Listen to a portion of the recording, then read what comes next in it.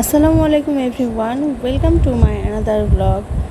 So আজকে আমরা আব্বু আর আমি কি করতে যাচ্ছি সেটাই দেখিয়ে দেবো। তো আমি তো নামের এটা আব্বুই করবে মেইনলি। আব্বু হচ্ছে কালাভুনা করবে, গরুর কালাভুনা। আপনাদেরকে দেখিয়ে দেবো যে আব্বু গরুর কালাভুনা কীভাবে করে।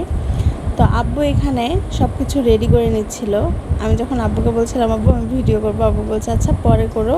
বললাম পরে করলে তো হবে না, আসলে এই মানুষটার অবদান আমার জীবনে অনেক বেশি। আব্বু কিভাবে মুরগি কাটতে হয় সেটাও আমাকে শিখিয়ে দিয়েছে, আমাকে অনেক কিছু শিখিয়ে দিয়েছে টুকটাক। আসলে বলে শেষ করতে পারবো না আব্বু আমার জীবনে কত বড় একটা। আব্বুর হাতে রান্না আমরা সবাই পছন্দ করি। আব্বু এত সুন্দর করে সব কিছু প্রসেস করছিল, এটাকে হচ্ছে আব্বু সব কিছু সুন্দরভাবে প্রসেস করে নিচ্ছিল। এটাকে নাকি মেরিনেট করে রেখে দিতে হবে বেশ কয়েক ঘন্টা। তো আব্বু এখানে মেরিনেটের প্রসেসটা কমপ্লিট করছিল, এখানে সব কিছু দিচ্ছিল যাতে মেরিনেট করে রেখে দিতে পারে বেশ কিছুক্ষণ। আর এটা করছিল অনেক রাত প্রায় 12টা 1টার দিকে। তো এখানে মেরিনেট করা কমপ্লিট, এখন এটা রেখে দিবে। ঢেকে দিল।